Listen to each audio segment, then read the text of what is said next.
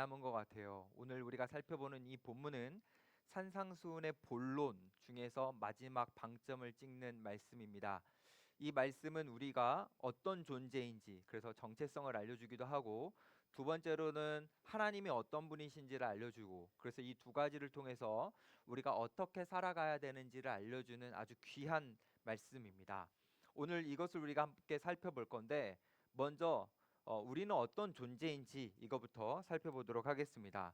일단 이 내용은 우리가 산상수훈을 그동안 쭉 살펴보면서 많이 들었습니다. 예수님께서는 산상수훈을 통해서 우리가 단순히 그냥 세상 사람들처럼 살아가는 존재가 아니라 우리는 천국 백성이고 하나님 나라를 누릴 수 있는 존재라는 것을 예수님께서 가르쳐 주셨습니다.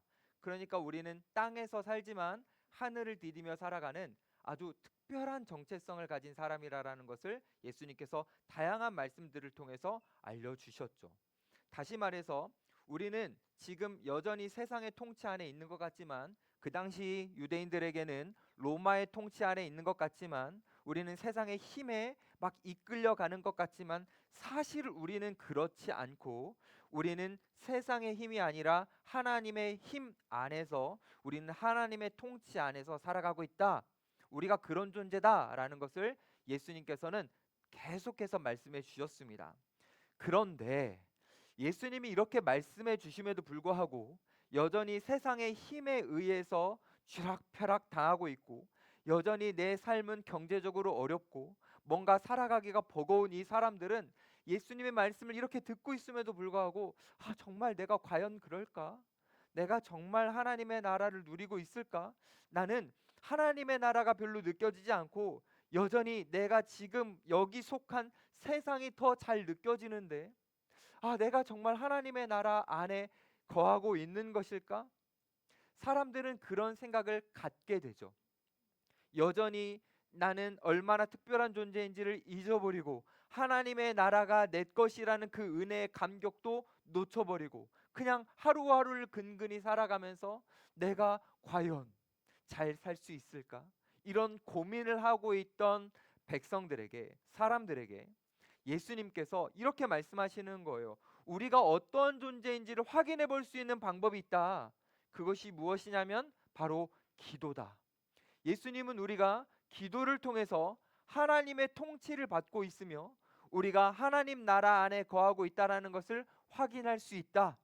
그래서 예수님은 산상수훈 곳곳에서 우리를 향해서 기도를 강조하셨고, 이제 이 산상수훈의 본론이 끝나는 마지막 가장 중요한 지점에서 다시 한번 우리를 향해서 기도해야만 한다라고 예수님께서 강조하시는 겁니다. 우리가 기도를 해서 우리의 영적인 눈이 떠져야지만 내가 세상에 발딛고 있지만 하늘나라를 살아가는 것처럼 살아간다라는 것을 느낄 수 있고 경험할 수 있기 때문에, 그래서 예수님은 다시 한번 이 기도를 강조하시는 겁니다. 어떻게 강조하시느냐? 우리 7절 한번 볼까요? 구하라 그리하면 너희에게 주실 것이요, 찾으라 그리하면 찾아낼 것이요, 문을 두드리라 그리하면 너희에게 열릴 것이니. 지금 구하라, 찾으라, 두드리라 비슷한 내용인데 세 번 반복하시면서 예수님은 강조하십니다. 다시 말해서 너희들 포기하지 말고 기도하고 또 기도해라. 예수님이 이렇게 말씀하시는 거예요. 이 말씀을 가지고 많은 사람들이 오해하기 시작합니다. 이게 내가 열심을 가지고 정성을 다해서 기도하면 하나님이 내 기도를 들어주시고 응답해 주시는 거구나. 내가 하나님 앞에 원하는 것을 정성을 다해 구해야만 하나님이 나에게 응답해 주시는구나 라고 오해하는 경향이 있는데, 이게 맞는 말이기도 하지만 틀린 말이기도 합니다. 그래서 맞지 않는 거예요. 이게 딱 틀렸다 그것도 아니지만, 왜냐하면 이 생각을 자꾸 하다 보면 우리는 어떤 식으로 가게 되냐면, 내가 갖고 있는 열심을 하나님 앞에 드려서 그 열심과 정성이 하나님의 응답을 받게 한다라는 이상한 기도 신념을 갖게 합니다. 그래서 기도를 할 때 뭔가 막 마음을 다 끌어내고 막 정성을 다 들여야 하나님이 내 걸 다 들어주신다 이렇게 생각하는 거죠. 여러분, 살아가면서 기도 많이 하시는 분들 중에 기도 끝까지 하면 진짜 막 끝까지 하면, 포기하지 않으면 하나님이 다 응답해 주셔. 이런 말씀 들어본 적 있죠? 여러분, 그 말씀도 맞는 말이지만 맞지 않습니다. 잘 생각해 봐야 돼요. 기도라는 것은 우리가 하나님에게 무언가를 받아내기 위한 수단이 아니죠. 기도란 뭘까요, 여러분? 우리는 그동안 기도를 많이 살펴봤는데, 기도란 우리가 원하는 것을 하나님 앞에 받아내는 수단이 아니라 하나님이 어떠한 분인지를 우리가 고백하는 게 기도입니다. 다시 말해서 우리는 하나님이 없으면 못 살아요, 저는 하나님이 없으면 안 돼요 라는 고백을 드리는 것이 기도죠. 신앙 고백을 드리는 것이 바로 우리가 하는 기도입니다. 왜냐? 우리는요, 하나님이 있어도 되고 없어도 되는 존재가 아니라 정말 하나님이 없으면 우리는 조금도 살 수 없다라는 것. 저도 기도로 자꾸 그런 걸 고백하거든요. 제 기도의 레퍼토리가 이렇게 몇 가지가 있는데 그 중에 한 가지가 이런 거예요. 하나님, 저는 하나님이 안 계시면, 하나님이 저를 긍휼히 여겨주시지 않으면 한순간도 존재할 수 없습니다. 그렇게 고백하거든요. 이 신앙 고백이 바로 기도예요. 왜냐? 우리가 정말 그런 존재이기 때문입니다. 여러분, 우리는요, 하나님의 은혜가 없으면 한순간도 우리가 살아갈 수가 없어요. 여러분, 우리가 살아갈 때 필요한 것들이 있죠. 공기, 누가 주신 거예요? 우리가 먹는 음식은 누가 주셨죠? 좋아요. 이거는 생존의 직접적인 건데 조금 간접적인 것도 한번 이야기해 볼게요. 우리가 삶을 살아갈 때 우리를 행복하게 하는 소중한 관계들, 이거 누가 주셨죠? 하나님이 주셨습니다. 그러니 우리는 하나님이 주신 것을 받아 누리는 존재라서 그것을 고백하고 우리의 신앙을 드리는 것이 바로 기도입니다. 이걸 다르게 말하면 우리가 구하고 찾고 두드릴 때 하나님이 우리에게 응답해 주시는 것을 누리는 게 바로 우리 존재예요. 우리는 구하는 것을 받아 은혜로 살아가는 존재가 바로 우리입니다. 그런데 우린 이걸 놓쳐버려요. 내가 뭔가 하나님 없이도 살 수 있을 것 같고, 하나님을 잊으면서도 내가 열심히 살면 내 인생은 뭔가 풀릴 것 같은 그런 착각 속에서 하나님 없이 우리는 열심히 의도적으로 살아갈 때가 있죠. 근데 예수님은 이게 너무 안타까우셨어요. 왜요? 그렇게 살아가면 하나님의 나라를 못 누리니까. 우리의 정체성이 분명한데 그것을 누릴 수가 없으니까. 그래서 예수님께서는 기도해야만 누릴 수 있다, 기도해야만 우리가 하나님의 은혜로 살아가는 존재임을 확인할 수 있다, 그게 너무 강조하고 싶으셔서 예수님께서는 8절 말씀을 통해서 우리에게 알려주십니다. 뭐라고 하시냐면, 구하는 이마다 받을 것이요, 찾는 이는 찾아낼 것이요, 두드리는 이에게는 열릴 것이니라. 지금 예수님 뭐라고 말씀하시냐면, 너희가 구하면 받을 것이다, 찾으면 찾을 것이다, 그리고 하나 뭐죠? 두드리면 열릴 것이다. 이걸 아주 분명하고 확신 있게 예수님께서 말씀해 주셨어요. 자, 그런데 예수님이 무엇을이라는 목적어를 안 알려주셨어요. 이게 이제 아이러니한 거예요. 그러니까 구하면 받는데 뭘 구해야 되는지는 안 알려주셨어요. 뭘 찾아야 되는지, 뭘 두드려야 되는지 그 목적어를 안 알려주셨어요.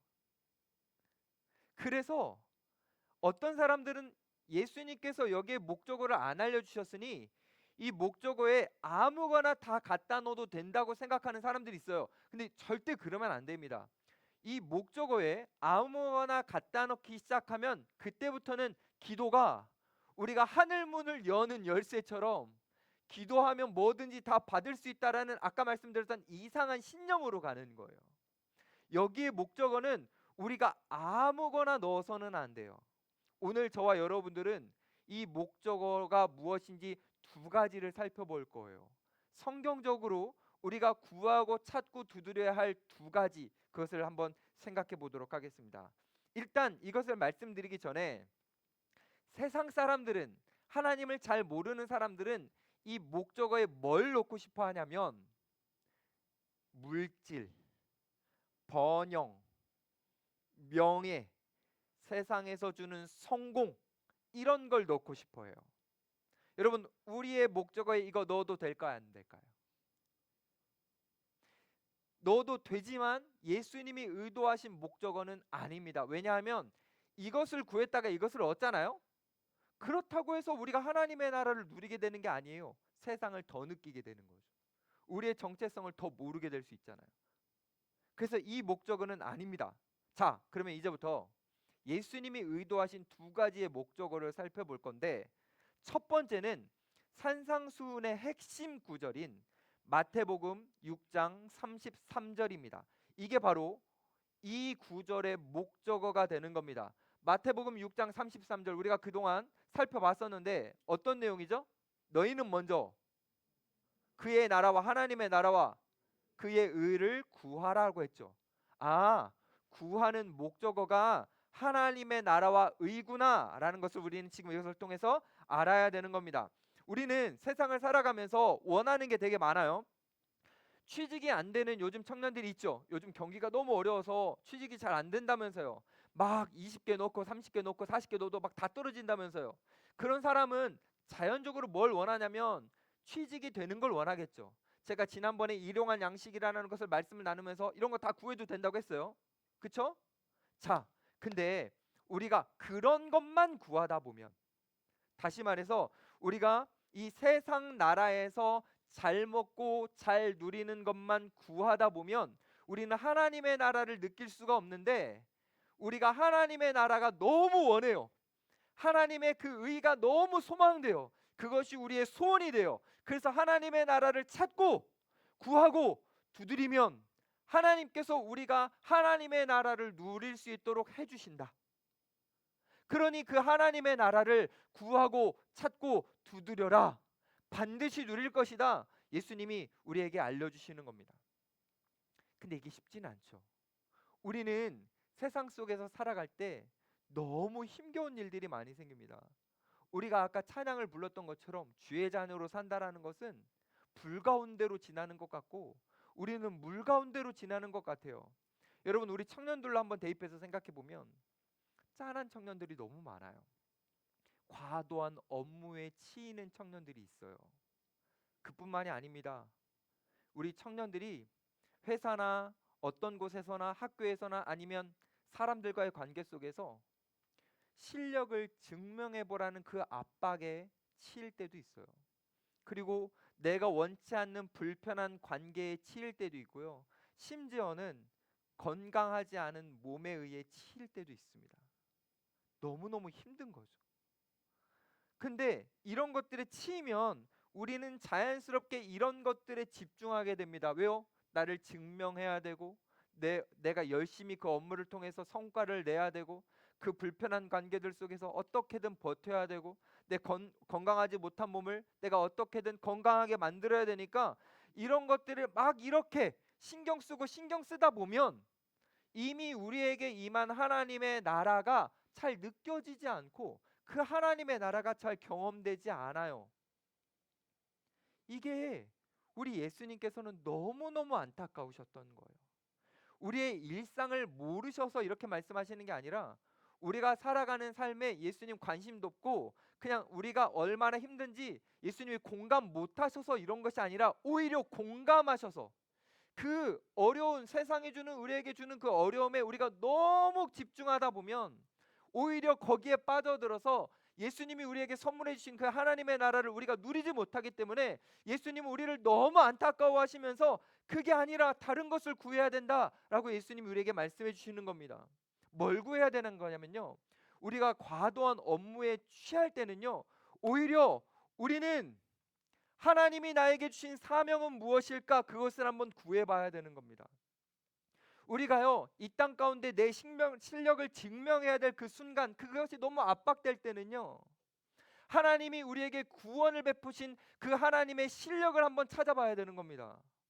우리가 이 세상 속에서 사람들과 함께 관계를 맺으며 살아갈 때 그 관계가 너무 불편할 때는요 오히려 우리는 그럴 때 하나님이 우리와 맺어주신 그 사랑의 좋은 관계를 우리는 두드려 봐야 되는 겁니다.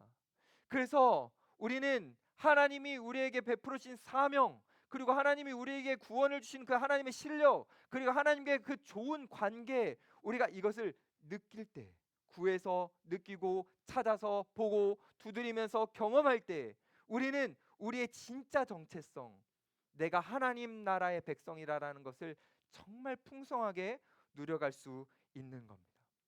그러니 지금 예수님께서 구하라, 찾으라, 두드리라 라고 말씀하시는 것은 우리가 그냥 한번 흘려들을 만한 말씀이 아니에요.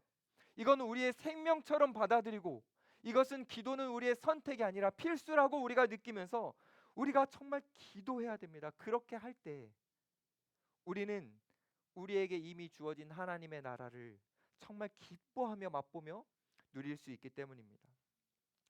기도해야만 이것을 누릴 수 있기 때문에 예수님이 그동안 계속 강조하셨던 거예요. 사랑하는 우리 청년들, 기도하지 않으면 하나님의 나라를 누릴 수 없습니다.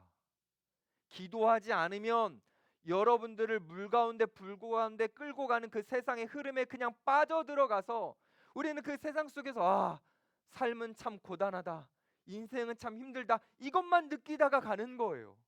우리는 그 세상의 거세한 물결 속에서 우리는 힘을 딱 주고 저항해서 우리는 각자의 자리에서 하나님 앞에 기도함을 통해서 하나님의 나라를 구함을 통해서 우리가 하나님 나라 안에 여전히 있다라는 것을 우리는 일상 속에서도 경험해야 합니다. 기도하지 않으면 하나님의 나라를 누릴 수 없어요. 왜 기도하지 않으면 하나님의 나라를 누릴 수 없는지 잠깐 말씀드려 볼게요. 하나님은요, 우리가 기도할 때 우리와 함께 하나님의 나라를 더 만들어 가십니다. 우리가 기도해야만 하나님은 그 하나님의 뜻을 우리 가운데 부어 주시며 우리가 그 하나님의 뜻을 우리의 삶 속에서 경험하게 하십니다. 아직도 이해가 안 되죠? 좋아요. 저는 지금 청년 2부 사역을 하잖아요. 그렇죠? 제가 청년 2부 담당 사역자지만 어떤 일을 결정할 때 제가 단독적으로 마음대로 막 하지 않습니다. 예를 들어서 수련회 같은 거를 준비하는 이제 시즌이 됐는데, 수련회 같은 걸 준비할 때도 제가 임의대로 하지 않아요. 제가 임원단한테 물어봅니다. 의견을 묻습니다. 근데 제가 어떤 의견을 딱 꺼냈는데 임원단들의 반응이 시큰둥한다든지 약간 반대 의견이 조금 나온다든지 그러면 저는 제가 갖고 있는 그 의견을 밀어붙이지 않아요. 그것을 꼭 하려고 하지 않습니다. 저는 임원단의 동의를 얻어서 하려고 합니다. 왜 이렇게 할까요? 제가 왜 그렇게 생각한다고 생각하십니까, 여러분? 줏대가 없어서 1번, 생각 없어서 2번. 자, 3번은 임원단과 함께 즐겁게 동역하려고. 자, 1, 2, 3번 중에 뭐라고 생각하십니까? 그렇죠. 3번이죠. 제가 그렇게 해야만 임원단도 사역이 즐거워질 수 있는 거예요. 제가 독단적으로 막 계속 하잖아요. 처음에는요 괜찮아요. 목사님이 생각이 확고하시네 이렇게 생각할걸요. 근데요 시간 지나면요 안 그럴 겁니다. 사역이 불편해지고 힘들어요. 사역이 임원단도 즐거워지려면 동의가 되는 것들을 해나가야 돼요. 여러분 이건 하나님도 마찬가지예요.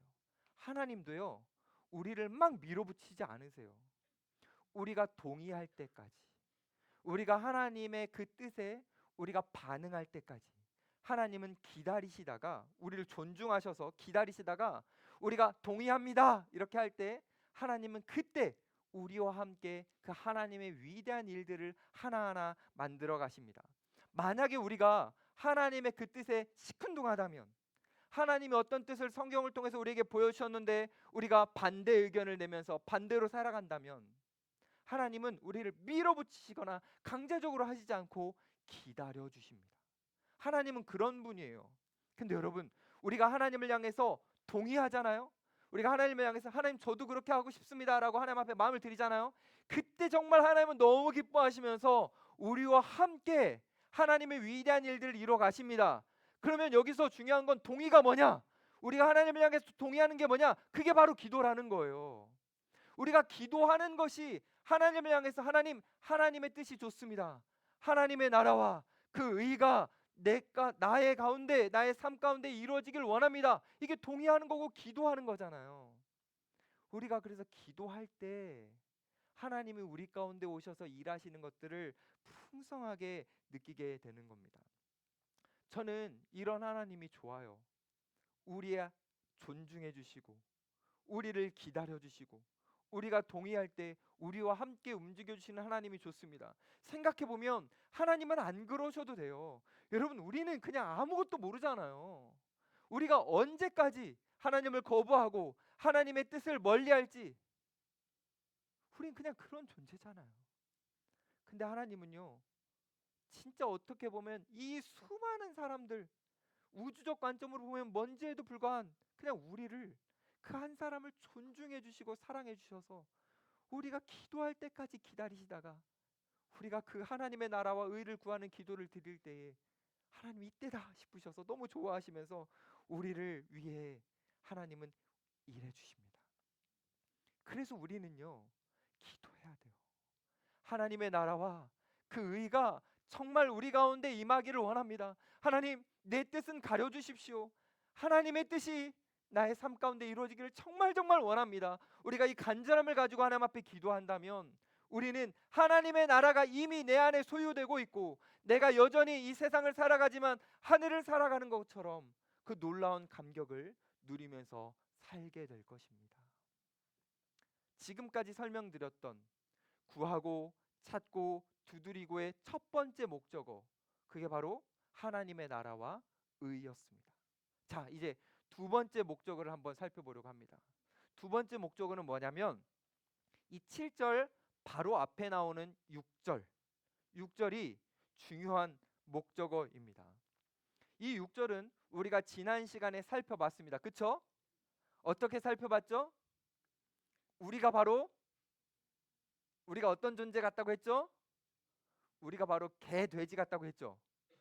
지난주 못 듣고 요번 주만 듣는 분들은 이 말씀이 충격적일 수도 있고 어떻게 목사가 저럴 수 있냐 이렇게 할 수 있는데, 궁금한 분들은 지난주 거 유튜브로 다시 들어보시고, 우리는 개, 돼지와 같은 존재였다. 진주이신 주님을 알아보지 못하고 그 주님이 우리 곁에 다가왔을 때 그 주님을 짓밟아버리는 존재가 바로 우리였다. 그것을 지난주에 이 6절을 가지고 말씀드렸어요. 돼지라는 존재는 진주의 가치를 모릅니다. 그러니까 진주라는 것이 자기에게 주어졌을 때 딱 한 가지 봐요. 뭘 보냐면 먹을 수 있나? 먹을 수 없나? 먹을 수 있으면 먹고, 먹을 수 없으면 버리고. 그러니까 돼지는 이게 나에게 유용한가를 보는 거예요. 내가 먹을 수 있는 유용한 것인가, 그걸 보는 거죠. 근데 돼지가 아닌 그 진주를 정말 가치를 아는 사람은 먹을 수 있나? 이건 상관없죠. 진주를 아름답게 보는 사람은, 그 아름다움에 관심이 있는 사람은 먹을 수 없어도 진주를 진주답게 여기겠죠. 자, 그러면 지금 예수님이 말씀하시는 것처럼 구하고 찾고 두드리는 것에 6절이 목적어가 된다면, 그러면 이 목적어는 한마디로 이런 겁니다. 아름다움. 그게 목적어가 되는 겁니다. 무슨 말이냐면 우리가 단순히 어떤 것을 유용하게 여기는 것이 아니라 아름답게 볼 수 있게 해달라고 하는 겁니다. 그럼 뭐를요? 뭐를 유용하게 여기지 않고 아름답게 보게 해달라고 기도하는 걸까요? 진주가 누구를 상징했죠?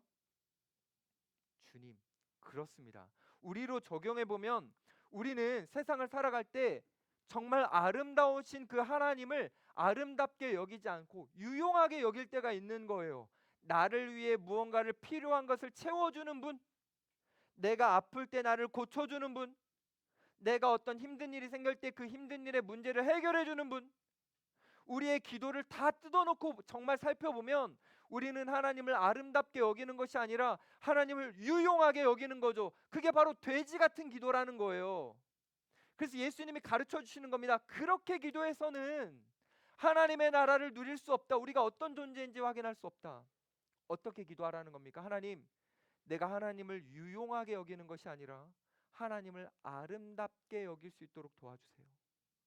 그 하나님의 아름다움을 구하고 찾고 두드리는 거예요. 그래야 하나님의 아름다움이 우리 가운데 이렇게 임했을 때 그 아름다움이 우리 안에 압도되어 우리는 정말 다른 삶을 살 수 있는 겁니다.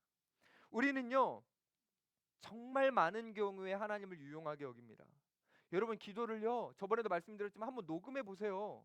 그리고 나중에 한번 들어보세요. 여러분들이 정말 하나님을 아름답게 여기고 있는지, 유용하게 여기는 기도가 많을걸요. 여러분, 우리가 주기도문을 살펴봤습니다. 예수님께서 우리에게 기도를 가르쳐 주셨을 때 첫 번째 간구하는 거 뭐였습니까? 하나님의 이름이 거룩히 여겨지게 해달라고. 하나님을 그냥 단순히 유용하게 여기는 것이 아니라 그분의 아름다움을 알기 때문에 그분이 이 세상 속에서 내가 하나님을 아름답게 보는 것처럼 다른 존재들도 하나님을 아름답게 보게 해주십시오. 이 기도 아닙니까? 우리는요, 이 기도를 할 때 하나님, 저는 정말 하나님을 이용하지 않고 하나님의 아름다우심에 압도되어 하나님을 사랑하게 해주십시오. 이게 바로 예수님이 지금 가르쳐 주시는 구하라, 찾으라, 두드리다의 목적어가 되는 겁니다. 이렇게 기도하지 않고 하나님 이거 주세요, 하나님 저 이거 해결해 주세요, 이렇게만 기도하면 정말 좀 전에도 말씀드렸지만 우리는 그 하나님의 깊은 은혜를 누려갈 수 없는 거예요. 하나님의 아름다움이 우리의 간절한 소망과 소원이 될 때 우리는 정말 우리의 감정을 압도하는 하나님의 은혜가 우리 가운데 느껴져서 그때부터 우리의 시각이 열리고 우리의 생각이 바꾸고 우리의 가치관이 달라지면서 어떻게 변하느냐? 세상과 나는 간 곳 없고 구속한 주만 보이는, 내가 지금 이 땅에서 얼마나 잘 먹고 잘 사는지는 중요해지지 않고 나를 위해 생명 던져주신 그 주님이 더 중요해지는, 그분이 더 선명하게 보여서 땅을 살아가는 것 같지 않고 나는 지금 당장 지금 이 순간 하늘을 사는 것 같은 그 은혜를 누리게 된다라는 겁니다. 그 하나님의 아름다우심에 우리가 압도될 때, 저는 우리 모든 청년들이 정말 기도하면서 이 하나님의 아름다움을 한번 구해봤으면 좋겠어요. 하나님, 저에게도 보여주십시오. 저에게도 느끼게 해주십시오. 저도 그것을 잘 알게 해주십시오. 그 하나님의 아름다움을 내가 느껴서 내가 하나님을 이용하지 않고 하나님을 사랑하게 해주십시오. 제가 이 목적어를 두 가지로 말씀드렸는데요, 이거 제가 그냥 지어내는 거 아닙니다. 성경이 증명합니다. 누가복음 11장에 보면 이 똑같은 본문이 나옵니다. 비슷하게 나옵니다. 근데요, 그때는요, 구하고 찾고 두드리면 하나님께서 성령님을 보내주신다고 그 본문 속에서는 등장합니다. 그러니까 목적어가 성령님이었죠. 거기는 다시 한번 생각해 볼게요. 여러분, 왜 하나님의 나라와 의가 첫 번째 목적어였고 두 번째 목적어는 하나님의 아름다우심이었는데 왜 누가복음에서는 이것을 성령님이라고 표현했을까요? 여러분, 성령님이 어떤 분이십니까? 성령님이라는 분은요, 우리 안에 내주하시면서 우리가 하나님을 더 알도록 도와주시는 분입니다.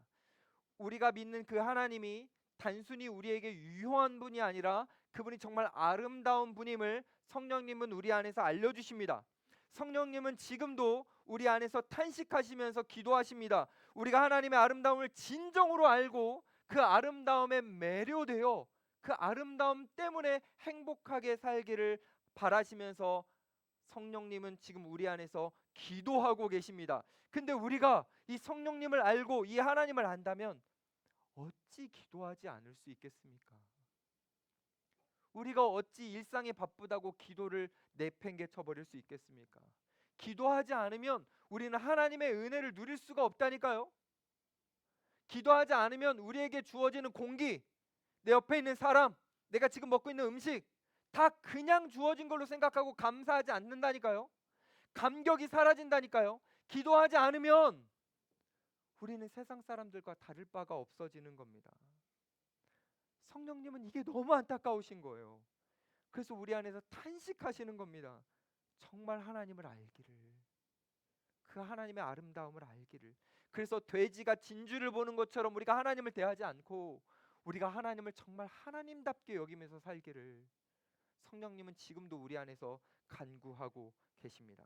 사랑하는 여러분, 여러분 주변에 많은 크리스천들이 그리고 많은 사람들이 하나님을 이용하려고 할 겁니다. 하나님을 도구처럼 여길 겁니다. 그러더라도 여러분만큼은, 우리만큼은 하나님을 유용하게 여기는 것이 아니라 하나님을 아름답게 여길 수 있었으면 좋겠습니다. 그래서 하나님이 우리를 사랑하시듯이 우리도 하나님을 사랑할 수 있기를 축복합니다. 하나님은요, 정말 우리를 사랑하세요. 하나님은요, 여러분들을 정말 사랑하십니다. 그래서요, 여러분들의 작은 신음까지도요, 귀 기울이시고요, 그 작은 구함과 두드림과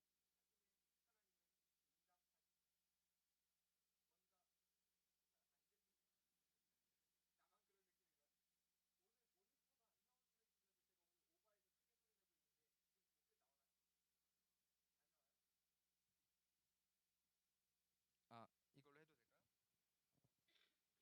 뭐든 하나만 켜주시면 괜찮아요, 그쵸? 뭐 이런 마이너한 건 중요하지 않죠? 좋습니다. 어, 제가 뭔가를 이렇게 계속하면 진도를 나가면 영상으로 시청하시는 분들이 당황스러울 수 있어서 잠깐 시간을 끌었는데 이제 소리 들리나요? 좋습니다. 들리나요? 안 들리는군요. 이거군요. 좋아요. 예수님은요, 우리가 이걸 정말 잘 알기를 바라셨어요. 우리가 하나님 앞에 하나님 저 이거 이렇게 구해도 하나님께서는 정말 잘 아셔서 우리에게 필요한 것을 주시는 하나님이라는 그분을 우리가 잘 알기를 바라셨어요. 그래서 예수님은 9절부터 11절까지 그 내용을 우리에게 알려주시는데 저와 함께 여러분 읽어보시죠. 너무너무 재미있는 말씀이에요. 자, 9절부터 11절 같이 한번 읽어보도록 하겠습니다. 시작. 너희 중에 누가 아들이 떡을 달라 하는데 돌을 주며 생선을 달라 하는데 뱀을 줄 사람이 있겠느냐? 너희가 악한 자라도 좋은 것으로 자식에게 줄 알거든. 하물며 하늘에 계신 너희 아버지께서 구하는 자에게 좋은 것으로 주시지 않겠느냐? 너무 재밌죠? 어, 인간 아버지도 좀 나쁜 아버지도 자식에게는 좋은 것 줄 안다. 미국에 있는 한 사형수, 끔찍한 죄를 지었던 그 사형수가 자기 자녀가 힘든 일이 있다고 할 때 마지막 남은 콩팥을 주고 죽은 그런 일화도 있더라고요. 그러니까 자식을 향한 그 부모의 마음은 언제나 좋은 것을 주고 싶어하는 마음인 것 같아요. 이것을 예화로 드시면서 하물며 하나님인데 하나님이 우리에게 좋은 것으로 주지 않겠느냐? 다시 말해서 여러분들이 하나님을 향해서 구하고 찾고 두드리면 하나님께서 반드시 주신다. 예수님께서 약속해 주시는 겁니다. 근데 이런 말씀을 여러분들에게 드릴 때 어떤 청년들은 이런 생각을 해요. 아닌데요, 목사님? 저 구해봤어요. 저 구해봤는데 안 주시더라고요. 저는 안 주세요. 저 사람은 주실 수도 있는데요. 저는 아닌 것 같아요. 여러분, 우리가 구하는데 받지 못하는 이유가 있어요. 그 이유는 하나님이 우리에게 관심이 없으셔서가 아닙니다. 우리의 하나님이 다른 사람에게는 아버지지만 나에게는 하나님이 아버지가 아니라서가 아닙니다. 이유는 이겁니다. 우리가 떡과 돌을 구분하지 못하기 때문입니다. 다시 말해서 우리는 좋은 것과 나쁜 것을 우리가 구분할 실력이 없기 때문입니다. 실제로 여러분 유대 지역에 가보셨습니까? 제가 저번에 예수님이 시험 받으시는 거 광야에서 시험 받으시는 거 말씀드리면서 진짜 거기 있는 돌은 빵과 같이 생겼다라고 말씀드린 거 있는데 기억나십니까? 안 나도 괜찮아요. 중요하지 않아요. 진짜 거기 가면요. 멀리서 보면 광야에 가면 저기 막 돌들이 있는데 그게 딱 인절미처럼 생겼어요. 진짜 딱 인절미. 그래서 배고픈 상태로 보면 진짜 인절미처럼 보입니다. 근데 빵과 돌도 잘 구분 안 되지만 생선과 중에 장어가 있죠. 그 장어 같은 생선은 뱀과 잘 구분이 안 됩니다. 물론 가까이서 보면 구분이 됩니다. 근데 이런 쪽을 잘 모르는 사람이나 시력이 조금 안 좋거나 멀리서 본다면 구분이 잘 안 갑니다. 제가 지금 무슨 말씀을 드리는 거냐면 우리가 생각하는 좋은 것과 나쁜 것은 비슷하게 생겼습니다. 그래서 우리는 그것을 잘 구분하지 못합니다. 우리가 바로 그런 존재라는 거죠. 제가 예를 한번 들어볼게요. 제가 우리 교회사가 아니고 전 교회에서 사역을 할 때 하나님 앞에 기도한 적이 있어요. 하나님, 저에게 사역적 성취를 주십시오라고 기도를 해봤어요. 그래서 저는 이 기도를 통해서 하나님이 주시면 너무 좋겠다. 전 그게 저에게 좋은 건 줄 알았어요. 근데 실제로 하나님이 허락해 주셨습니다. 근데 그것이 좋은 게 아니었어요. 그 사역적 성취가 저를 교만하게 만들었고요. 그 사역적 성취가 제가 하나님이 없이도 내가 뭔가 스스로 열심히 하면 되는 것 같은 착각도 만들었습니다.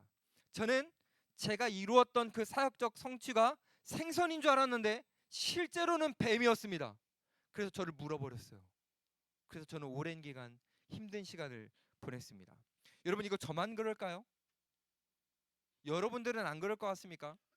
여러분들이 지금 추구하고 내가 이거 있으면 좋겠다고 생각하는 그 좋은 거, 여러분들에게 정말 생선이라고 생각하십니까? 아니요. 뱀일 수도 있습니다. 그것이 여러분들을 물어버릴 수도 있는 거죠. 그러니 다시 한번 말씀드리면, 우리 인간은 완전한 지혜를 갖고 있지 않고 우리는 미래도 볼 수 없는 존재라서 우리는 무엇이 좋은 건지를 온전히 구분할 수 없는 사람들입니다. 우리는 어쩌면 지금도 우리에게 나쁜 것을 구하고 있을 수도 있습니다. 그런데 너무나 다행인 것은 우리가 나쁜 것을 구했을 때 하나님은 그것을 주시지 않습니다. 무슨 말이냐면, 우리가 구하는 모든 것을 하나님은 우리에게 주지 않으십니다. 하나님이 보실 때 인간의 수준을 넘어서는, 인간의 지혜를 넘어서는 그 무궁한 하나님의 지혜로 우리를 보실 때 우리에게 이건 필요하지 않다, 이거는 좋지 않다라고 생각하시면 하나님 주지 않으십니다. 우리가 구해도요. 우리가 구해도 좋지 않은 것은 주지 않으십니다. 이것이 우리를 지키시는 겁니다. 우리를 안 주셔서 우리를 지켜주시는 겁니다. 여러분, 이게 램프의 진이와 하나님의 차이예요. 여러분, 램프의 진이 알죠? 램프의 진이는 구하는 거 다 줍니다. 여러분, 왜 다 주는 것 같아요? 이유는 이겁니다. 우리에게 관심이 없거든요. 우리에게 뭐가 위험한지 모르거든요. 근데 하나님은 아버지시라 우리에게 관심이 있으십니다. 그리고 우리에게 어떤 것이 위험한지도 아십니다. 그러니까 하나님은 아시기 때문에 우리가 구하는 모든 것을 주시지 않는 겁니다. 하나님은 나에게만 안 주시는 것 같아, 이런 말은 의미가 없는 거예요. 하나님은 우리를 사랑하셔서 주지 않으시는 겁니다. 하나님은요, 우리가 돌을 구해도 떡을 주시는 분이고 우리가 뱀을 구해도 생선을 주시는 분입니다. 하나님은 우리 아버지시라 그래요. 사랑하는 여러분, 우리의 아버지를 믿으세요. 하나님의 선하심을 믿으세요. 그분이 우리의 지혜보다 더 큰 지혜를 갖고 있음을 믿으세요. 우리가 구하는 것보다 더 좋은 것을 주시는 분임을 믿으세요. 우리가 나를 사랑하는 것보다 하나님이 나를 더 사랑하신다라는 것을 믿어보십시오. 진짜 이 믿음을 가지면 하나님 앞에 마음대로 막 구할 수 있습니다. 이 마음대로 막 구할 때 어떤 일이 일어나냐면, 내가 구한 것을 하나님이 주시면, 와, 하나님 내 기도를 정말 다 들어주시는구나, 감격하면서 감동하면서 행복해집니다. 또 마음대로 막 구하는데 하나님이 주시지 않아도, 와, 주시지 않음으로 날 지켜주시는구나, 감격하며 감동할 수 있습니다. 믿음으로요. 우리는 내가 구했을 때 얼마나 많이 받았느냐 못 받았느냐는 중요하지 않아요. 그거 이방인들이나 하는 거예요. 우리에게 중요한 건 뭐냐면요, 내가 구하는 만큼 얼마나 받았느냐가 아니라 그분이 어떤 분이냐입니다. 내가 지금 구하고 있는 이 대상이 어떤 분인지 알게 될 때, 그분과 더 가까워질 때 얼마나 받았느냐와 상관없이 우리는 더 행복해지는 존재가 되는 겁니다. 이게 타종교와 기독교의 차이예요. 타종교는요, 관계 중심이 아니에요. 무엇인가를 요구했을 때 얼마나 받았느냐가 중심입니다. 그래서 어떻게 하죠? 무언가를 신에게 받기 위해서 그 신이 원하는 것을 드립니다. 그리고 내가 원하는 것을 받아내죠. 이게 제일 중요해요. 근데 기독교는 그렇지 않아요.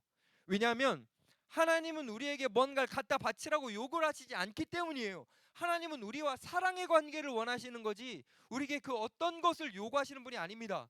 하나님은 아담과 하와를 지으셨을 때 에덴 동산에서 뭐 하나 갖고 와봐라 한마디도 안 하셨어요. 에덴 동산에 있는 모든 것을 만들어 주시며 다 누려라, 다 즐겨라, 하나님 그렇게 말씀하셨습니다. 하나님은 그런 분이에요. 사랑하는 여러분, 하나님은 여러분에게 뭔가 갖다 바치라고 하나님 요구하지 않으세요. 그렇게 우리는 어떤 것이 중요해지냐면, 내가 주님께 무엇을 드릴까, 이거 중요하지 않아요. 그거 자꾸 중요하다고 말하면 점점 이단처럼 가는 겁니다. 여러분, 그거 중요하지 않아요. 기독교는 뭐가 중요하냐면 하나님께서 우리에게 주시는 것을 어떻게 사용할까가 중요합니다. 내가 이것을 어떻게 누릴까? 우리는 구하고 찾고 두드리면 언제든지 받을 수 있는 존재인데 이것을 받았을 때 어떻게 사용하는 걸까? 이게 기독교는 더더더더 중요합니다. 그래서 이것을 알려주시려고 예수님이 말씀하신 게 12절이에요. 우리 12절 말씀 여러분들 큰 소리로 한번 읽어보십시오. 준비 시작.